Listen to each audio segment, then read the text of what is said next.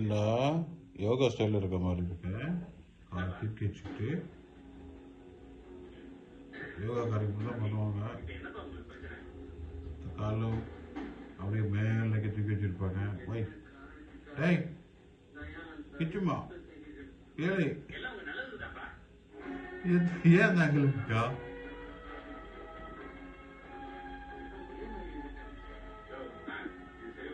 நல்லது ஏன் கிச்சுமா